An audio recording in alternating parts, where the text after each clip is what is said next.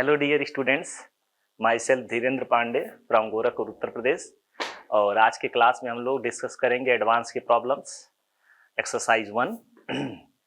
तो पहला क्वेश्चन देखते हैं, विच of the following compound will not undergo nucleophilic substitution reaction.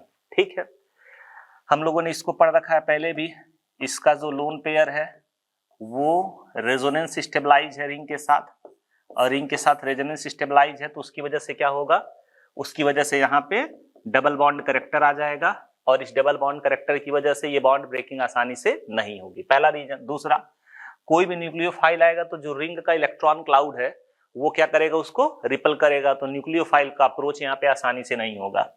उसके बाद अगर SN1 रिएक्शन की बात करें हम लोग, तो जो कार्बोकैटायन बनेगा एराइलिक कार्बोकैटायन, वो बहुत स्टेबल होता नहीं है, तो इस वजह से ये जो है न्यूक्लियोफिलिक सब्स्टिट्यूशन रिएक्शन शो नहीं करेगा। ठीक, ड्रेसिटिक कंडीशन होगा, हाई टेम्परेचर हाई प्रेशर, तो जाके रिएक्शन शो कर सकता है, वो भी इलेक्ट्रॉन विथड्राइंग ग्रुप के प्रेजेंस में। इसकी बात करें, उसी का छोटा भाई है, मतलब सारी आदतें उसकी हैं लेकिन कम कम, तो यहाँ पे भी डबल बॉन्ड करेक्टर आ जाएगा, बॉन्ड ब्रेकिंग आसानी से नहीं होगी, मतलब यहाँ भी SN2 या SN1 होने वाला नहीं है। यहाँ पे बात करें, ये तो बहुत अच्छा कंपाउंड है, एक तो बेंजाइलिक कार्बोकैटायन बनेगा, और दूसरा अगर SN2 रिएक्शन होगा तो यहाँ पे ये जो इलेक्ट्रॉन क्लाउड होगा ये क्या होगा, यहां से रेजोनेंस स्टेबलाइज हो जाएगा। ठीक, तो ये SN1 भी बहुत अच्छा देता है, रेट ऑफ SN1 बहुत अच्छा होगा क्योंकि बेंजाइलिक कार्बोकैटायन बनेगा, और रेट ऑफ SN2 की बात करें तो ये भी अच्छा होगा क्योंकि जो ट्रांजिशन स्टेट बनेगा वो स्टेबलाइज होगा रेजोनेंस के थ्रू। इसकी बात करें तो यहाँ पे तो अलग सर दर्द है। सबसे पहले अगर कार्बोकैटायन बनेगा तो ब्रिज हेड पे कभी भी प्लैनरिटी पॉसिबल नहीं होती है, यानी कि sp2 हाइब्रिडाइजेशन पॉसिबल नहीं होगा। और अगर SN2 की बात करें तो यहाँ पे जो ट्रांजिशन स्टेट होगा उसके अंदर कौन सा करेक्टर आएगा, ये sp2 करेक्टर आएगा, और अगर ब्रिज हेड पे sp2 आएगा तो वो एग्जिस्ट नहीं करेगा, मतलब ये वाला भी SN1 SN2 देने वाला नहीं है। ठीक, तो ये तो बहुत फेमस क्वेश्चन हो गया, पहला दूसरा और चौथा जो SN2 रिएक्शन शो नहीं करेगा, और तीसरा वाला दोनों बहुत अच्छे से शो करेगा। ठीक, next, consider the given reaction, NaCN के साथ रिएक्शन कराया जा रहा है, Na+CN- स्ट्रॉन्ग न्यूक्लियोफाइल अटैक करेगा, SN2 पाथ फॉलो करेगा। अब अगर SN2 पाथ फॉलो करेगा तो क्या होगा, यहाँ पे इन्वर्जन होगा, मतलब पहले अपने पास था HOTS सुपर लीविंग ग्रुप, और यहाँ पे अपने पास CH3 और C2H5, तो ये अपने पास CH3 हो गया और ये C2H5 हो गया। ठीक, अब यहाँ पे Cn- अटैक करेगा, Cn- अटैक करेगा तो क्या होगा, Cn- अटैक करेगा तो इन्वर्जन होगा। क्यों होगा, क्योंकि SN2 पाथ फॉलो कर रहा है। अब यहाँ पे Cn आ जाएगा, यहाँ पे CH3 आ जाएगा, यहाँ पे C2H5 आ जाएगा, और यहाँ पे क्या आ जाएगा, हाइड्रोजन आ जाएगा।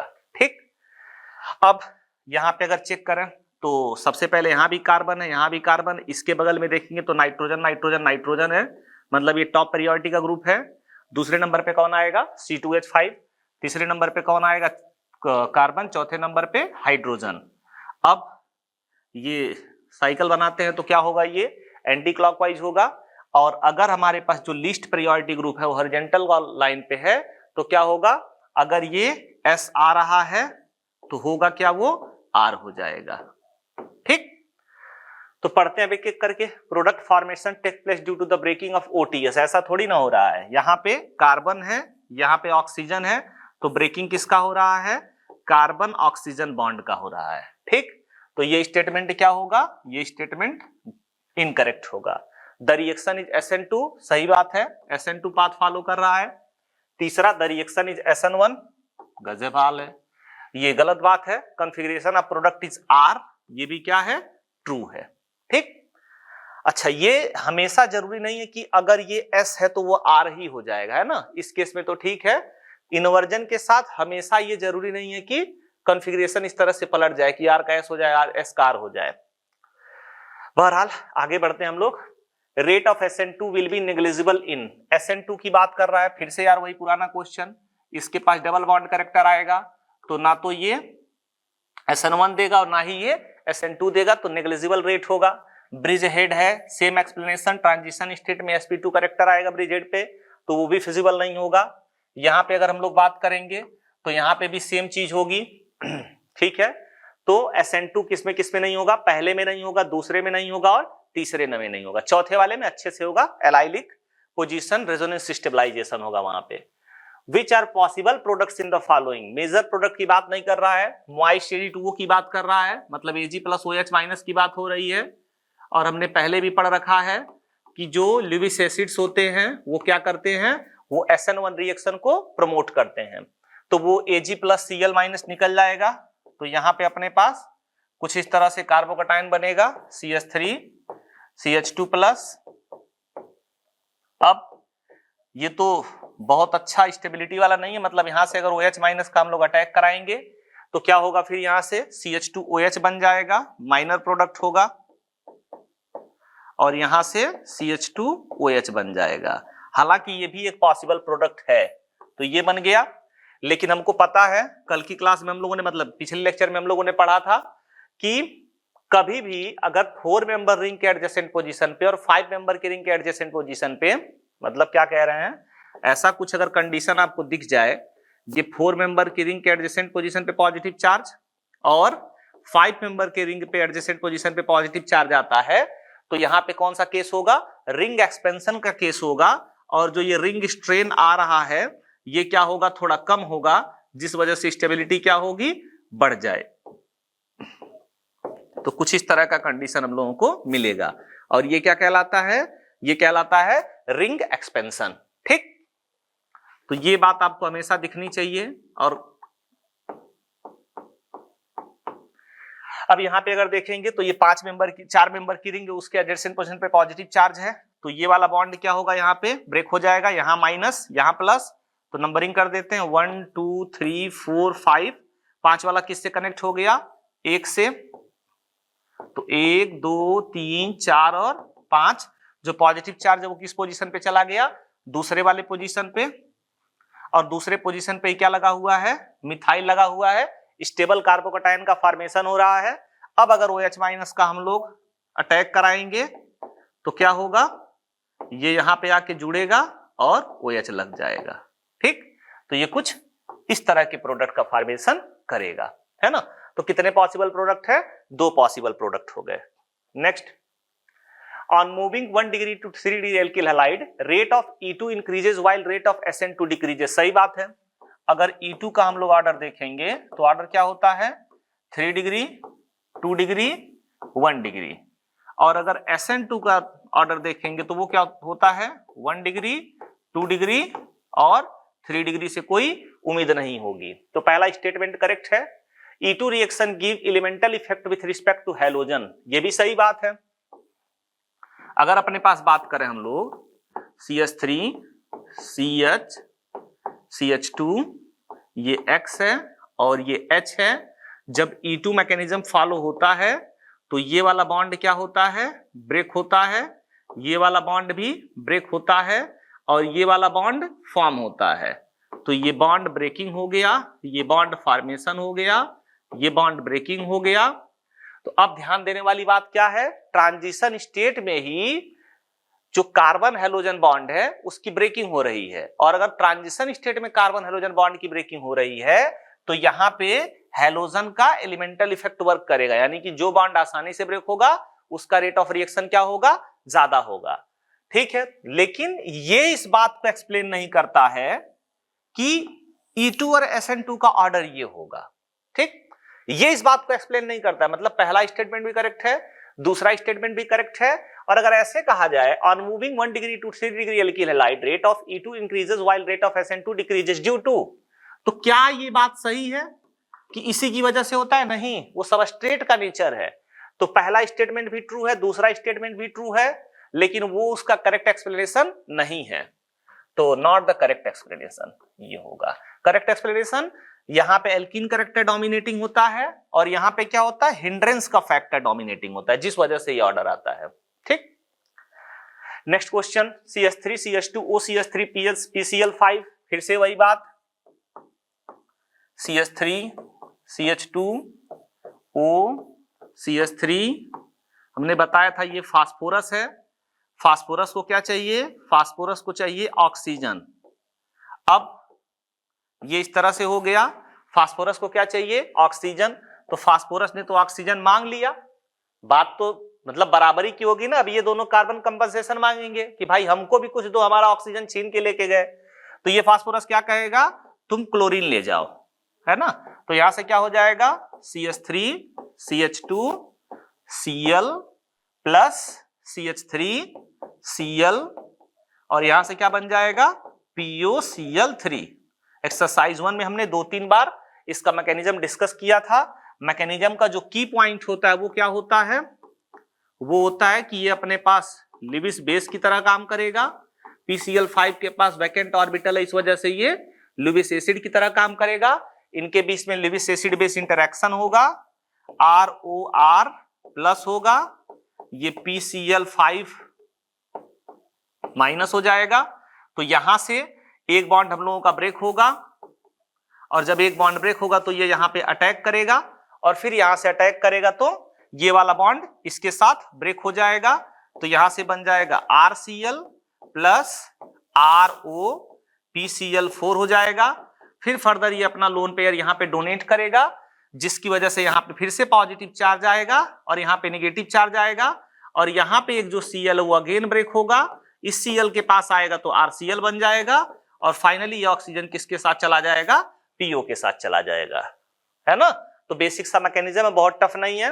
अगर आप एडवांस लेवल पे चीजों को समझ रहे हैं तो मैकेनिज्म आपको एक बार जरूर लिखना चाहिए। नेक्स्ट, जिंक डस्ट के साथ इस कंपाउंड का रिएक्शन कराया जा रहा है, तो कह रहा है कंपाउंड कौन होगा। ठीक है, तो अपने पास ये ट्रांसपोजिशन है, हमने पढ़ा था ये ट्रिक कैट और टाई का, क्योंकि जिंक डस्ट जो है वो एंटी एलिमिनेशन कराता है। ठीक, तो अपने पास अगर थ्रियो कॉन्फ़िगरेशन है, एंटी एलिमिनेशन हो रहा है रिवर्स डायरेक्शन में, तो कौन सा फॉर्म मिलेगा? सिस फॉर्म मिलेगा। और इसी के अपोजिट में अपना एक ट्रिक था टाई का, तो अगर इराइथ्रो का कंडीशन है, एंटी एलिमिनेशन हो रहा है, तो क्या मिलेगा? Trans configuration. तो यहां पे क्या है? ये ट्रांस कॉन्फ़िगरेशन है, तो पक्की बात है कि किससे बना होगा? ये इराइथ्रो वाले से। इराइथ्रो का मतलब जो दोनों लिविंग ग्रुप हैं वो क्या होने चाहिए? सेम साइड पे होने चाहिए। ठीक, बस। नेक्स्ट, ये वाला कॉन्फ़िगरेशन क्या देगा? ये वाला कॉन्फ़िगरेशन सिस आइसोमर देगा इसका। ठीक है, अगला क्वेश्चन, जिंक डस्ट की बात हो रही है यार, अगला ही क्वेश्चन तो है जो पीछे भी बोले हैं। ये थ्रियो पोजीशन है, थ्रियो कॉन्फ़िगरेशन है, और उसकी वजह से क्या होगा? सिस वाला मिलेगा। तो दोनों क्वेश्चन साइमल्टेनियसली सॉल्व हो गए। Dehydration require an acid catalyse to protonate the hydroxy group. ठीक है, ऐसा कुछ कह रहा है, इससे ये बनता है, ये हम लोगों का डिहाइड्रेशन हो गया, ये अपने पास रिएक्टेंट हो गया, और ये अपने पास प्रोडक्ट हो गया, बीच में कैटलिस्ट हो गया। अब इसका जो बॉइलिंग पॉइंट होता है वो कम होता है। क्यों कम होता है? क्योंकि लंडन डिस्पर्जन फोर्सेस वर्क करेंगे। इसका बॉइलिंग पॉइंट क्या होता है? हाई होता है। क्यों हाई होता है? क्योंकि हाइड्रोजन बॉन्डिंग प्रेजेंट होती है। साथ में अगर हम H+ की बात करें तो हमारा जो एल्कीन ग्रुप है, कार्बन कार्बन डबल बॉन्ड, ये भी एसिड के लिए सेंसिटिव होता है। एल्कोहल भी हमारा एसिड के लिए सेंसिटिव होता है। तो अगर उस रिएक्शन मिक्सचर में एल्कीन प्रेजेंट है तो इस बात की पूरी पॉसिबिलिटी है रिएक्शन किस डायरेक्शन में जाएगा? बैकवर्ड में। इवन एल्कोहल ज्यादा स्टेबल है तो रिएक्शन का रेट किधर की तरफ चला जाएगा? बैकवर्ड में। अब फायदे वाली बात यह है कि इसका बॉइलिंग पॉइंट लो है, तो अगर हम लोग डिस्टिलेशन करते हैं तो क्या होगा? ये सबसे पहले इवापोरेट हो जाएगा। और according to Le Chatelier principle, if one of the parameter like concentration, temperature, partial pressure of reaction system is change, then equilibrium shift in that direction such that the effect of cost change is nullified. मतलब जो भी आप change कर रहे हो उसको वो क्या कर सके? नलिफाई कर सके। तो आपने क्या किया? प्रोडक्ट का कंसंट्रेशन घटा दिया, और अगर प्रोडक्ट का कंसंट्रेशन घटा दिया तो इक्विलिब्रियम क्या चाहेगा? अब वो उसका अपोज करेगा कि आपने घटाया है तो हम उसको फिर से मेंटेन करेंगे। तो उसके चक्कर में हमारा जो इक्विलिब्रियम वो किस डायरेक्शन में चला जाएगा? फॉरवर्ड डायरेक्शन में चला जाएगा। ठीक, तो इस वजह से जो है हम लोग क्या करते हैं, इसमें डिस्टिलेशन का काम करते हैं। जब भी ये रिएक्शन कराएंगे तो डिस्टिलेशन कराएंगे। साथ में अगर हम देखेंगे यहां पे तो 2 सिग्मा बॉन्ड ब्रेक हो रहे हैं। अरे यही तो है, ये अपने पास OH हो गया, कहने के लिए कह लो H हो गया। तो ये इस तरह से दो सिग्मा बॉन्ड की ब्रेकिंग हो रही, एक पाई और एक सिग्मा फॉर्म हो रहा है, OH और H के बीच में सिग्मा फॉर्म हो रहा है और यहाँ पाई बॉन्ड फॉर्म हो रहा है। इसका मतलब बनने वाला बॉन्ड वीक और ब्रेक होने वाला बॉन्ड स्ट्रांग। इसका मतलब ये हो गया कि ये प्रोसेस कैसा होता है, ये प्रोसेस इंडोथर्मिक होता है, और अगर ये प्रोसेस इंडोथर्मिक होता है तो क्या चाहिए होगा, हाई टेम्परेचर चाहिए होगा। तो इस पूरे रिएक्शन को कराने के लिए दो बातों का ध्यान रखना पड़ेगा, पहला हाई टेम्परेचर रखना पड़ेगा और दूसरा क्या करना पड़ेगा, डिस्टिलेशन करना पड़ेगा अपने को। ठीक, तो बाकी पहले स्टेप में क्या होता है, यहां पे प्रोटोनेशन होगा, this is your protonation step. क्यों होगा, क्योंकि जो OH ग्रुप है ये कैसा होता है, पुअर लीविंग ग्रुप होता है, और अगर हम लोग बात करें OH2 प्लस यानी कि H2O की बात करें तो ये H2O क्या होगा, एक गुड लिविंग ग्रुप होगा। तो प्रोटोनेशन इस वजह से कराते हैं कि ये गुड लिविंग ग्रुप में कन्वर्ट हो जाए। फिर डी प्रोटोनेशन होगा, H2O यहां से H लेगा और फिर यहां पे किसका फॉर्मेशन हो जाएगा, एल्कीन का फॉर्मेशन हो जाएगा। H प्लस आपने यूज किया था, अगेन H प्लस आपको मिल गया, तो इसी वजह से ये क्या है, acid catalysed dehydration of alcohol. क्या हो गया ये, acid catalysed dehydration of alcohol. तो आपको मैकेनिज्म एक बार जरूर लिखना होता है ताकि आपकी प्रैक्टिस मेंटेन रहे। तो कुछ कह रहा है, to improve the yield of every reaction which of the following is correct. अरे समझाए तो है भाई, हाई टेम्परेचर चाहिए होगा और साथ में क्या करना पड़ेगा, डिस्टिलेशन करना पड़ेगा।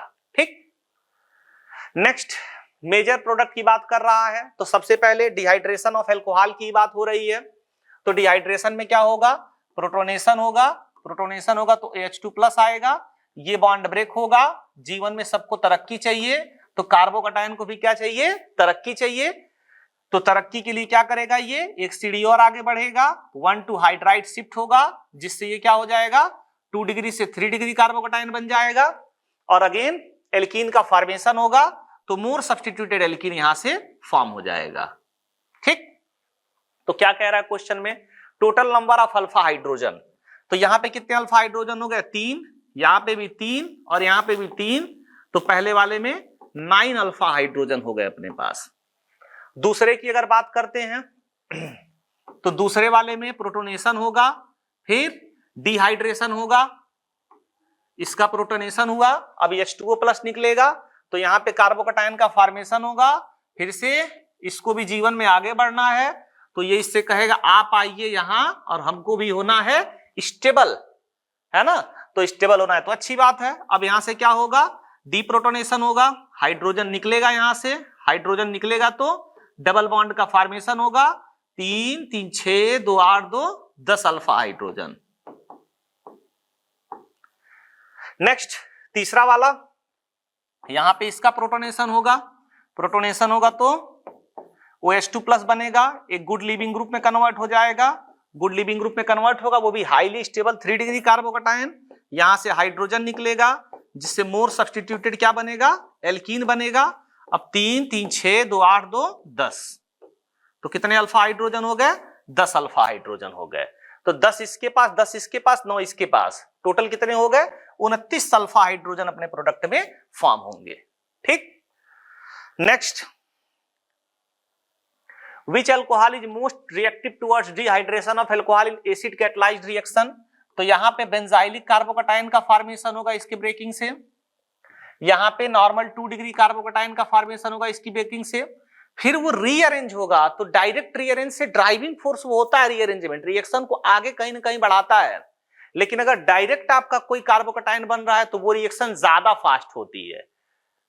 एक कार्बोकटायन 2 डिग्री का बना, रीअरेंज हुआ 3 डिग्री हुआ, तो ये क्या होता है कि रिएक्शन को थोड़ा सा और फास्ट कर देता है। ठीक, तो यहां पे अगर बात करेंगे तो यहां पे तो सवाल ही नहीं बनता है।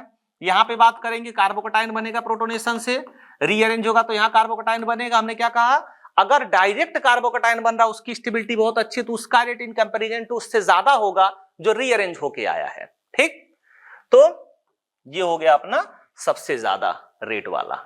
ठीक है, next matrix match type question, तो कह रहा है प्राइमरी एल्किल ब्रोमाइड और SN2 के रेट की बात कर रहा है। ठीक है, ये अपना सबसे प्यारा सा 1 डिग्री, 1 डिग्री की रिएक्टिविटी सबसे ज्यादा, इसके बाद 1 डिग्री ही, लेकिन नंबर ऑफ कार्बन ज्यादा हो गए, नंबर ऑफ कार्बन ज्यादा होंगे तो हिंड्रेंस ज्यादा होगा, तो रेट घटेगा थोड़ा सा। इसके बाद बीटा पोजीशन हिंडर्ड हो गया, रेट और कम हो जाएगा। ये बीटा पोजीशन पे हिंड्रेंस और बढ़ गया तो रेट और कम हो जाएगा।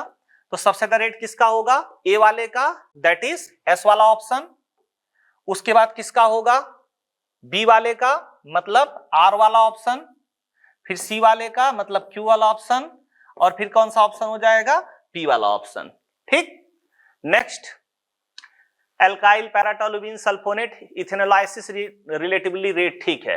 तो यहां पे क्या कह रहा है? कार्बोकटाइन के फॉर्मेशन की बात कर रहा है वो। इथेनोलाइसिस मतलब SN1, तो यहां पे कार्बोकटाइन बनेगा, ये बॉन्ड ब्रेक होगा तो यहां पे कार्बोकटाइन बनेगा, एलाइलिक कार्बोकटाइन बहुत अच्छा स्टेबल। ये बेंजाइलिक कार्बोकटाइल अति सुंदर और सुंदर। ये दो दो बेंजाइलिक ग्रुप लग गए, ये तीन तीन बेंजाइलिक ग्रुप लग गए। सबसे ज्यादा स्टेबल कौन होगा? ई वाला। जो जितना ज्यादा स्टेबल होगा उसका रेट ऑफ रिएक्शन उतना ज्यादा होगा, तो इसका रेट ऑफ रिएक्शन सबसे फास्ट होगा, मतलब 10 टू द पावर 10 वाला, उससे कम 10 टू द पावर 5 वाला, उससे कम 400 वाला, उससे कम 35 वाला, सबसे कम ये हो जाएगा। ठीक, बहुत बेसिक सा क्वेश्चन है। पहले वाले में किसकी बात हो रही है? इसमें बात हो रही है कि हिंड्रेंस अगर बढ़ेगा, बीटा पोजीशन पे ही क्यों ना हो, अगर हिंड्रेंस बढ़ेगा तो जो रेट ऑफ SN2 है वो क्या होगा? घटेगा। ये तो हम लोग शुरू से पढ़ते आ रहे हैं। ठीक, और अगर अगले क्वेश्चन की बात होगी तो इसमें क्या कह रहा है? इस वाले में अपना है कि स्टेबिलिटी ऑफ कार्बोकटाइन जिसकी ज्यादा होगी,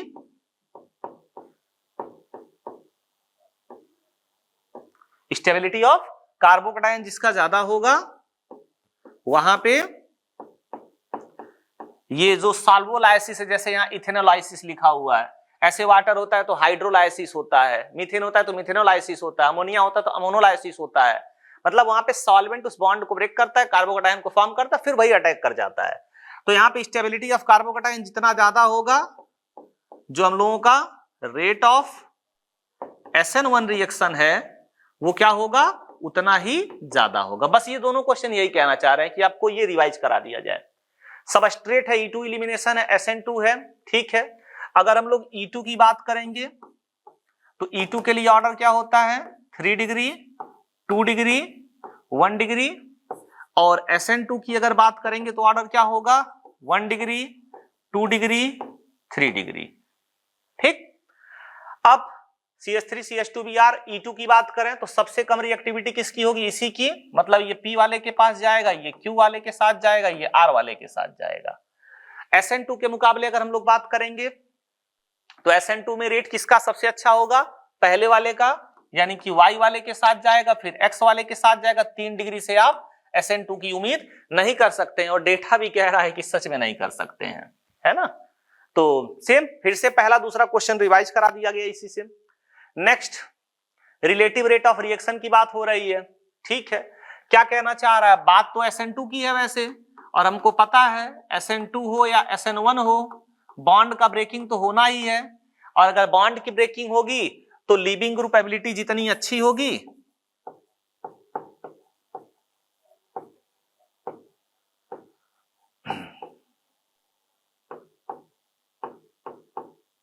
लीविंग ग्रुप एबिलिटी जितनी अच्छी होगी, जो रेट ऑफ SN रिएक्शन होगा, चाहे वो सब्स्टिट्यूशन की बात हो रही हो, चाहे सॉरी SN1 की बात हो रही है, SN2, वो उतना अच्छा होगा।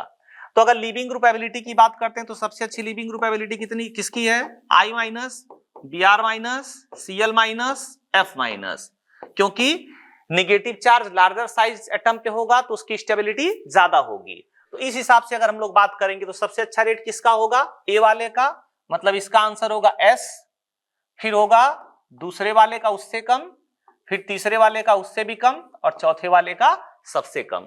ठीक, next, alkyl bromide relative rate of SN1, क्या यार फिर से क्या कह रहा है वो?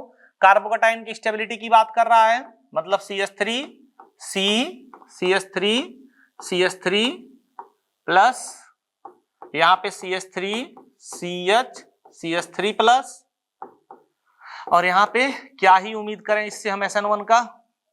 तो सबसे अच्छा रेट किसका होगा? सबसे अच्छा रेट ये इसका होगा, उससे कम इसका होगा, और इससे आप बहुत उम्मीद नहीं कर सकते हो। डेटा भी कह रहा है कि उम्मीद नहीं करना है। नेक्स्ट, ठीक है। अब हमारे पास क्या होता है, अगर हम लोग एल्काइल हैलाइड की बात करें और अपने पास कोई सॉल्वेंट है, तो SN1 रिएक्शन को अगर ये फॉलो कर रहा है तो उस सॉल्वेंट की वजह से ही इसके ऊपर ये पार्शियल नेगेटिव पार्शियल पॉजिटिव, तो इस सॉल्वेंट की जो पोलैरिटी है जितनी ज्यादा होगी ये बॉन्ड उतनी आसानी से ब्रेक होगा और उतना ही ज्यादा ये सॉल्वेट होगा।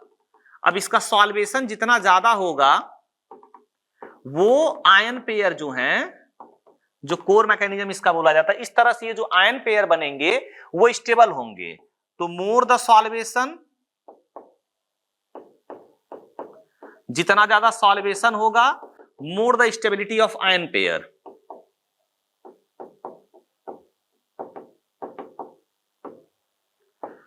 तो हमको पता है सबसे अच्छा सॉल्वेशन कौन कराएगा? वाटर कराएगा। तो वाटर का कंटेंट जितना ज्यादा होगा रेट ऑफ SN1 क्या होगा? उतना ही ज्यादा होगा। तो पहले वाले में 100% है वाटर, इसका मतलब इसका रेट अच्छा होगा, तो P वाला। अब वाटर का कंटेंट घटा तो रेट भी घटेगा, वाटर का कंटेंट और घटा रेट और घटेगा, वाटर का कंटेंट लगभग कंप्लीट हो गया, मतलब सारा हट गया, तो रेट सबसे कम हो जाएगा। ठीक, वो इसमें छिपा हुआ उसका आंसर। मतलब ये एक फैक्ट आपसे बस पूछा जा रहा था इस क्वेश्चन में कि आपका रिवीजन हो जाए। नेक्स्ट, ठीक है, SN2 रिएक्शन हो रहा है, सेलेक्ट द करेक्ट स्टेटमेंट जो भी है। तो यहां पे हम लोग अभी पढ़ के आए हैं कि ये Z जितना ज्यादा बल्कि होगा SN2 रिएक्शन का रेट उतना ही कम होगा। तो H है मतलब सबसे अच्छा रेट होगा, तो इसका मतलब ये हुआ ये S वाला ऑप्शन हो जाएगा। CH3 के लगने से थोड़ा और कम होगा तो Q वाला, C2H5 के लगने से और कम होगा तो R वाला, इसके लगने से तो निपट ही जाएगा तो P वाला। ठीक, नेक्स्ट, ठीक है, match list 1 with list 2 and select correct answer. तो C2H5O माइनस की बात हो रहा है, किसके साथ रिएक्ट करने के लिए कह रहा है? OSO2R। कितना प्यारा सा लिविंग ग्रुप है। अगर अपने पास C2H5 माइनस का अटैक होगा, ये न्यूक्लियोफाइल है, ये इसके ऊपर अटैक करेगा, ये बहुत सुंदर सा लिविंग ग्रुप है, इथाइल मिथाइल ईथर का फॉर्मेशन होगा, प्लस RSO3 माइनस बनेगा, और ये क्या होगा? रेजोनेंस स्टेबलाइज होगा। तो ये सुपर लिविंग ग्रुप की कैटेगरी में आता है, तैयार है एकदम निकलने के लिए। ठीक, तो किसका फॉर्मेशन हुआ? मिथाइल इथाइल ईथर, यानी कि option number 2। Next, CH3CH2I plus PH3, CH3CH2I plus PH3। PH3 क्या है? भाई है किसका? अमोनिया का। थोड़ा सा कम बेसिसिटी होती है इसकी, लेकिन फिर भी है तो उसी परिवार का। ये वाला बॉन्ड टूटेगा, CH3CH2 PH2 प्लस बनेगा, वहां से एक हाइड्रोजन मतलब PH3 प्लस बनेगा, एक हाइड्रोजन निकलेगा, वहां से HI बन जाएगा, तो CH3CH2 PH2 बन जाएगा। नेक्स्ट, यहां पे ये C माइनस है न्यूक्लियोफाइल, इसके ऊपर आके अटैक करेगा, तो किसका फॉर्मेशन होगा? CH triple bond C CH2 और CH3, यानी कि चौथे वाले ऑप्शन का। CH3Cl के साथ CH3O माइनस, बहुत अच्छा SN2 होगा, ये वाला बॉन्ड ब्रेक होगा, CH3O CH3 बनेगा। तो कौन सा ऑप्शन? तीसरा वाला, डाइमिथाइल ईथर। बस हो गया, छोटे छोटे क्वेश्चंस थे। नेक्स्ट, ETOH के साथ रिएक्शन कराया जा रहा है, ये क्या है? सॉल्वेंट है, वीक न्यूक्लियोफाइल है, वीक न्यूक्लियोफाइल, और ये साथ में क्या है? 3 डिग्री एल्काइल हैलाइड है, बहुत अच्छा। 3 डिग्री के साथ सॉल्वेंट किसको फेवर करेगा? SN1 को फेवर करेगा। अगर टेम्परेचर दे दिए होते तो और किसको फेवर करने लगता? E1 को भी फेवर करने लगता। ETO माइनस इन इथेनॉल दिया हुआ है, तो ये किसको फेवर करेगा? ये E1 को फेवर करेगा। वैसे ठीक है, अगर टेम्परेचर इन्वॉल्व नहीं है तो किसको फेवर कर सकता है? SN2 को, लेकिन हिंड्रेंस ज्यादा है बीटा पोजीशन पे, इस वजह से हम क्या फेवर कराएंगे? E1 फेवर कराएंगे। यहां पे सॉल्वोलाइसिस की बात हो रही है, मिथेनोलाइसिस की, और साथ में टेम्परेचर भी दिया हुआ है, तो ये किसके लिए कंडीशन है? E1 के लिए कंडीशन है, यानी कि यहां से Br और यहां से H। CH3COO माइनस, इसकी बात करेंगे, कोई टेम्परेचर इन्वॉल्व नहीं है इसमें, मतलब ये धीरे से इसके ऊपर अटैक करेगा, ये वाला बॉन्ड टूटेगा तो स्ट्रॉन्ग न्यूक्लियोफाइल की कैटेगरी में आएगा, तो किसको फेवर करेगा?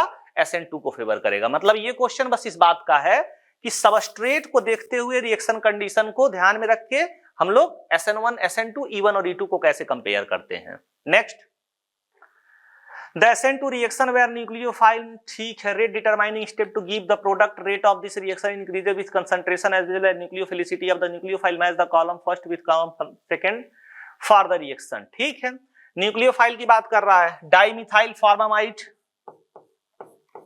डाइमिथाइल फॉर्मामाइड हो गया, तो ये क्या है? ये पोलर एप्रोटिक सॉल्वेंट है। तो यहां पे क्या होता है, ये एनायन को सॉल्वेट नहीं करता है। अब इसके पास लोन पेयर है, कोई अपने पास F माइनस है, ये इसको रिपल करेगा, इसके पास चार्ज डेंसिटी जितनी ज्यादा होगी रिपल्सन उतना ज्यादा होगा, चार्ज डेंसिटी ऑन न्यूक्लियोफाइल जितना ज्यादा होगा रिपल्सन उतना ही ज्यादा होगा, और रिपल्सन ज्यादा होगा मतलब वो उसको क्या कर रहा है? सपोर्ट कर रहा है कि तुम जाओ अटैक करो, तो इस वजह से न्यूक्लियोफिलिसिटी भी क्या होगी? उतनी ज्यादा होगी। तो इस हिसाब से क्या होगा? सबसे अच्छा न्यूक्लियोफाइल फ्लोरीन होगा, तो इसका रेट ऑफ रिएक्शन सबसे अच्छा होगा, इसका मतलब S वाला ऑप्शन। उसके बाद क्लोराइड वाला होगा तो Q वाला ऑप्शन, उसके बाद ब्रोमाइड वाला होगा तो P वाला ऑप्शन, और एट लास्ट कौन जाएगा? R वाला ऑप्शन। ठीक, नेक्स्ट, E2 एलिमिनेशन की बात हो रही है, match the list 1 with list 2 number of structural isomers in E2 isomerism. ठीक है, तो स्ट्रक्चरल आइसोमेरिज्म की बात कर रहा है वो, कुछ अपने पास इस तरह से ये रिएक्टेंट दिया हुआ है, यहां पे Br लगा हुआ है, तो स्ट्रक्चरल आइसोमर का मतलब हो गया कि नंबर ऑफ मतलब पाई बॉन्ड कहां कहां अलग अलग तरीके से लग रहे हैं। तो एक तो पाई बॉन्ड यहां लग सकता है और एक पाई बॉन्ड यहां लग सकता है, तो इसमें दो ही ऑप्शन है पाई बॉन्ड लगने के, मतलब साथ में नहीं लगेंगे, पहला लगेगा फिर दूसरा लगेगा। तो कितने प्रोडक्ट बनेंगे? 2 प्रोडक्ट बनेंगे। 2 वाला ऑप्शन कौन है? चौथा वाला। तो ए के लिए कौन सा हो गया करेक्ट? चौथा वाला। दूसरे में अगर बात करें, कुछ इस तरह का प्रोडक्ट है, ये Br लगा हुआ है, अब ये सारे पोजीशंस इक्विवेलेंट हैं, हम कहीं से भी डबल बॉन्ड बना सकते हैं, तो सिर्फ कितना मिलेगा? 1। तो 1 वाला ऑप्शन कौन सा है? तीसरा वाला। यहां पे अगर देखा जाए इस वाले को, CH3 लगा हुआ है, ये Br हो गया और यहां से आपका CH3 निकल गया। अब इसे चेक करेंगे तो एक पॉसिबिलिटी है कि यहां से निकाल लिया जाए हाइड्रोजन, एक पॉसिबिलिटी है हाइड्रोजन यहां से निकाला जाए, एक पॉसिबिलिटी है हाइड्रोजन यहां से निकाला जाए। तो इसके कितने प्रोडक्ट बनेंगे? 3। स्ट्रक्चरल आइसोमर की बात हो रही है, उसमें स्टीरियो इन्वॉल्व नहीं हुआ कि आप ज्योमेट्रिकल भी काउंट करोगे। तो इसमें 3 आंसर आएगा, मतलब कौन सा ऑप्शन होगा? पहला वाला। अगले वाले की बात करेंगे, कुछ इस तरह से दिया हुआ है Br तो निकल जाएगा, हाइड्रोजन कहां से निकालेंगे? है ही नहीं, बीटा पोजीशन पे हाइड्रोजन नहीं है, तो आंसर क्या होगा? 0, मतलब ये E2 एलिमिनेशन शो करने वाला नहीं है, तो दूसरा ऑप्शन। तो आंसर हमारा क्या हो गया? 4 3 1 2, 4 3 1 2 आंसर है। ठीक, आसान सा क्वेश्चन था, बस बीटा हाइड्रोजन निकालना था इसमें। अच्छा, H3O+ की बात हो रही है, चलो लोन पेयर है, खुशी के मारे लोन पेयर ने हाइड्रोजन दे दी, लोन पेयर दे दिया ऑक्सीजन ने हाइड्रोजन को, ये बॉन्ड तो बन गया, ठीक है, अच्छी बात है। अब बॉन्ड तो इसने बना लिया, बॉन्ड बनाने के बाद बॉन्ड की ब्रेकिंग भी करनी है। अगर इधर ब्रेक करते हैं तो एराइलिक कैटायन बनेगा, वो तो स्टेबल होता नहीं है। इधर ब्रेक करते हैं ब्रिज हेड कार्बोकैटायन बनेगा, वो भी स्टेबल नहीं होता है। तो हाइड्रोजन लेने के लिए तो ले लिए, स्टेबल करने के लिए बॉन्ड को ब्रेक करना पड़ेगा, वो तो हुआ नहीं। अब ये लेके परेशान है बेचारा, क्यों ले लिए यार, मतलब रिएक्शन तो करना ही नहीं था। तो यहाँ पे कोई भी रिएक्शन होने वाला नहीं है, मतलब कौन सा आंसर हो जाएगा? P वाला। इसमें अगर हम लोग बात करेंगे, पहली बात तो H3O+ की बात हम लोग कर लें एक बार। ईथर के साथ अगर हाइड्रोलिसिस हो रहा है तो इसमें अगर अपने पास 3 डिग्री 2 डिग्री और रेजोनेंस स्टेबलाइज्ड कार्बोकैटायन का फॉर्मेशन हो रहा है, तो कौन से रिएक्शन पाथ को फॉलो करेगा? SN1 को। और अगर 1 डिग्री ईथर दोनों तरफ इस तरह से लगा हुआ है तो कौन से पाथ को फॉलो करेगा? SN2 को। यहां पे अगर हम लोग प्रोटोनेशन करा दें तो इस तरफ से अगर बॉन्ड का क्लीवेज होता है तो किसका फॉर्मेशन होगा? कार्बोकटायन का, वो भी कौन सा 3 डिग्री कार्बोकटायन, स्टेबल भी होगा, तो प्लस CH3 CH CH3 और यहां से क्या लग जाएगा OH, और इसमें H2O का अटैक होगा तो ये अपने पास एल्कोहल बन जाएगा डिप्रोटोनेशन होने के बाद। तो कौन सा ऑप्शन करेक्ट होगा, Q वाला करेक्ट होगा, और साथ में CH3 CH CH3OH ये भी बन रहा है, तो S वाला ऑप्शन भी करेक्ट हो जाएगा। ठीक, यहां पे अगर बात करें फिर से प्रोटोनेशन होगा, फिर से ये बॉन्ड ब्रेक हो जाएगा, एराइल के पास गया, फिनाइल ग्रुप के पास कि बॉन्ड तोड़ोगे भैया, वो कहेगा बहुत मारेंगे बॉन्ड तोड़ने की बात करोगे, तो इसके पास जाएगा बॉन्ड तोड़ेंगे भैया, ये कहेगा हाँ तोड़ेंगे। क्यों तोड़ेंगे, 3 डिग्री कार्बोकटायन बन रहा है, स्टेबल है। अब 3 डिग्री कार्बोकटायन बन गया, यहां से OH लग जाएगा तो फिनॉल बन जा रहा है, और क्या बन जा रहा है, टर्सरी ब्यूटाइल अल्कोहल। ठीक है, तो Q वाला ऑप्शन करेक्ट होगा और R वाला ऑप्शन करेक्ट होगा। ठीक, नेक्स्ट इसके पास आते हैं, फिर से एराइल ग्रुप मिल गया, फिर से क्या रहा, देखना मत इधर गलती से भी, तो यहां से फिनॉल बन गया और यहां से क्या बन जाएगा CH3 CH CH3OH, तो ये isopropyl alcohol CH3 CH CH3OH। ठीक, तो S वाला भी ऑप्शन करेक्ट होगा और R वाला भी ऑप्शन करेक्ट होगा। तो ये पूरा किस पे था, हाइड्रोलिसिस ऑफ ईथर, और ये आपका एक बेसिक सा कॉन्सेप्ट है। पूरी सीट में देखेंगे तो 20 to 30% रिएक्शंस तो हाइड्रोलिसिस ऑफ ईथर से भी बनाए गए हैं, ईथर से ही बनाए गए हैं। नेक्स्ट H+ के साथ रिएक्शन करा रहा है, ये प्रोटोनेशन होगा, इसका OH+ बनेगा, वाटर की बात तो कर नहीं रहा है, तो कहीं किसी एक जगह से ये बॉन्ड ब्रेक हो जाएगा, तो क्या हो जाएगा CH3C CH3 और यहां से CH3 और यहां पे क्या लग जाएगा OH लग जाएगा, और यहां पे कौन सा चार्ज आ जाएगा, पॉजिटिव चार्ज। ये तो बना, इसमें हम कुछ कर नहीं सकते थे, लेकिन कार्बोकटायन क्या होगा, वो स्टेबल होना चाहेगा। स्टेबल होने के लिए क्या चाहिए, बीबी मिल जाए, बीबी मतलब बैक बॉन्डिंग। तो दिख रहा अगर किसी तरह से हम उस कार्बन पे पहुंच गए घूम के, तो वहां हमको बीबी मिलेगी और हमारी स्टेबिलिटी बढ़ जाएगी, हमारी मतलब कार्बोकटायन की। तो यहां से ये मिथाइल शिफ्ट होगा और इस कार्बन के साथ ये CH3 लग जाएगा, और C पे कार्बोकटायन मतलब ये CH3 हो गया और ये OH, अब बीबी मिली है तो डोनेशन होगा CH3 C CH3 और यहाँ पे C OH+ बनेगा, वो H निकल जाएगा, तो इस तरह से अपना प्रोडक्ट बन जाएगा। ठीक, तो ये किस टाइप का रिएक्शन होता है, ये पिनाकोल रिएक्शन तो है नहीं, पिनाकोल फैशन रिएक्शन है, मतलब इसी के फैशन का रिएक्शन है ये। ठीक है, ऐसा पिनाकोल रीअरेंजमेंट में होता है ना, ये है ना अपने पास पिनाकोल रीअरेंजमेंट। तो यहाँ पे क्या होता है, सबसे पहले प्रोटोनेशन होता है। कहां पे प्रोटोनेशन होता है, वहां प्रोटोनेशन होता है जहां स्टेबल कार्बोकटायन बनता हुआ मिले, तो ये स्टेबल कार्बोकटायन बनेगा, बॉन्ड ब्रेक हो जाएगा, तो अपने पास CH3 अगर हमने पढ़ रखा इसको लेक्चर में, तो ये नहीं कि हमको रिएक्शन तो याद ही है बस टिक मारो आगे बढ़ो, नहीं, आपने पढ़ा है, सबको पता है, तो आपको खुद से इस क्वेश्चन को प्रैक्टिस करना है। फिर से अब ये फिराक में घूमेगा किसके, बीबी के, कि मिल जाए तो यार फिर सेटल हो जाए लाइफ। ठीक है भाई, तुम लाइफ सेटल कर लो, किस लिए कैसे सेटल होगा, यहाँ पे मिथाइल शिफ्ट होगा, पॉजिटिव चार्ज यहाँ आ जाएगा, यहाँ C, यहाँ CH3, यहाँ CH3, ये CH3 हो गया, अब ये बीबी मिल गई तो यहाँ पे डबल बॉन्ड बनेगा, H+ निकल जाएगा, तो फाइनली क्या होगा CH3 CO C CH3 ये प्रॉपर पिनाकोल था और ये पिनाकोलोन हो गया, तो पूरे रिएक्शन का नाम क्या हो गया, पिनाकोलेन रीअरेंजमेंट। तो ये है अपने पास।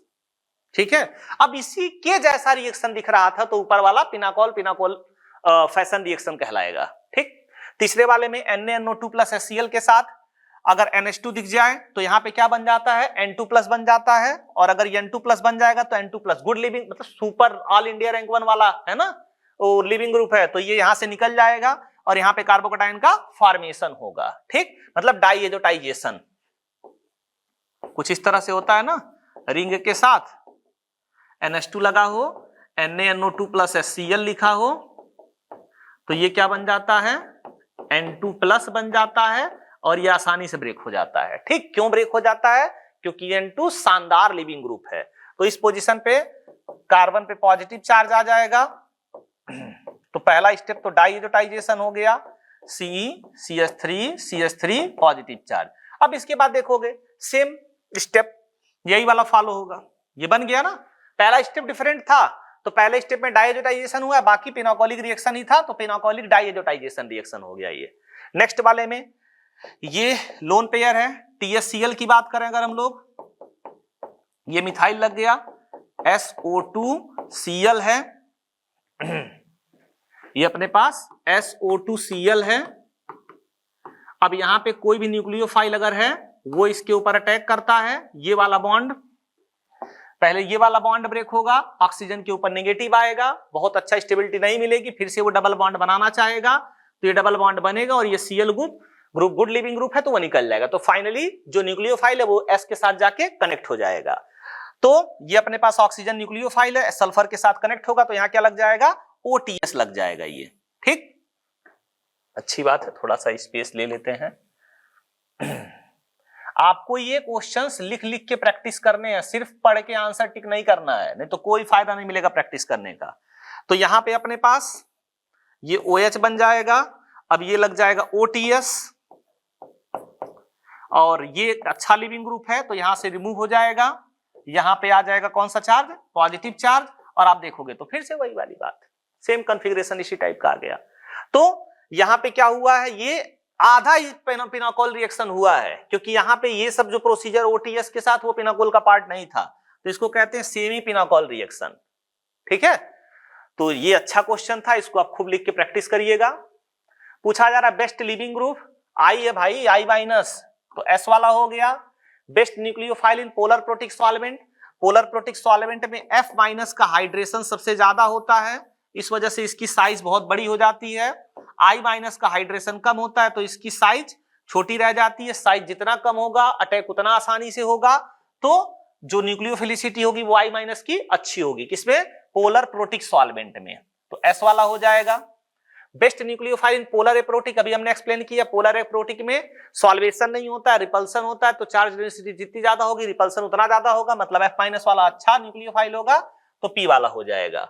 वीकेस्ट बेस की बात करें अगर अपने पास HI स्ट्रॉन्गेस्ट एसिड है तो जो उसका कंजुगेट होगा वो क्या होगा, वो वीकेस्ट बेस होगा, ठीक है। हम लोग पढ़ते हैं ना K into KB is equal to KW, ये अपने पास कोई एसिड है, ये इसके कंजुगेट का KB है, तो अगर किसी एसिड के लिए K की वैल्यू बहुत ज्यादा है तो KB की वैल्यू ऑटोमेटिक क्या होगी, कम हो जाएगी, ठीक।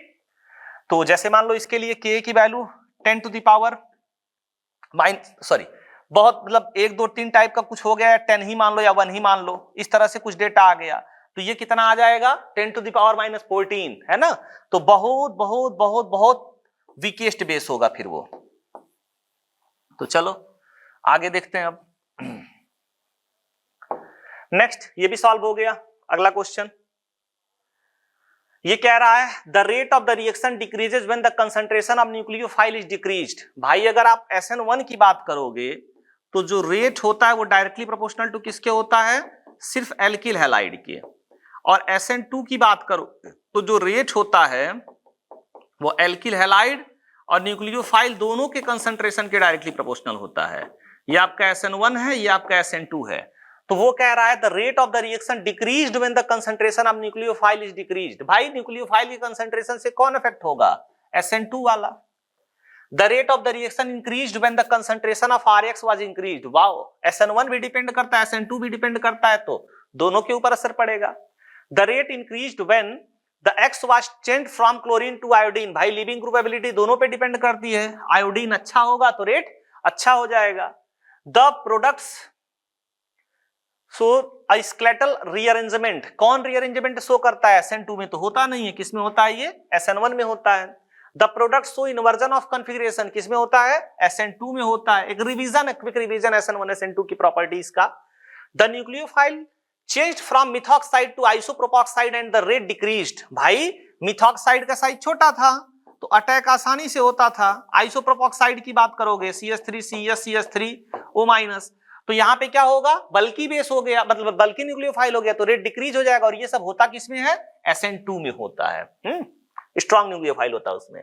The RX was changed from 2 degree alkyl halide to 2 degree allyl halide and the rate increased. भाई अल्काइल हैलाइड से एलाइल हैलाइड पे गए तो एलाइलिक हैलाइड में क्या होता है, कार्बोकैटायन बनेगा तो रेजोनेंस स्टेबलाइज होगा, और जो sp2 ट्रांजिशन स्टेट होगा वो भी रेजोनेंस स्टेबलाइज होगा, मतलब SN1 SN2 दोनों का रेट बढ़ जाएगा। The solvent was switched from ethanol to acetone and the rate decreased. भाई इथेनॉल कहाँ यूज होता है, इथेनॉल यूज होता है SN1 में। पोलैरिटी अगर कम होगी, जैसे एसीटोन आ गया, तो किसका रेट घटेगा, SN1 वाले का रेट घटेगा। ठीक, तो एक क्विक रिवीजन है SN1 की SN2 की बेसिक प्रॉपर्टीज का। और ठीक है, जेईई एडवांस के एक्सरसाइज 1 का भी हम लोगों ने सोल्यूशन प्रॉपरली कर लिया। नेक्स्ट लेक्चर में हम लोग डिस्कस करेंगे एक्सरसाइज 2 एंड एक्सरसाइज 3 जो कि जेईई एडवांस के PYQs हैं। तो फिर से अगर आप लोगों को सारी बातें समझ में आई तो क्या लिखेंगे, thank you MSc sir and team, और प्लीज लिखेंगे आप लोग ये चीज कमेंट में। ठीक है, मिलते हैं नेक्स्ट वीडियो में जेईई एडवांस के PYQs के साथ।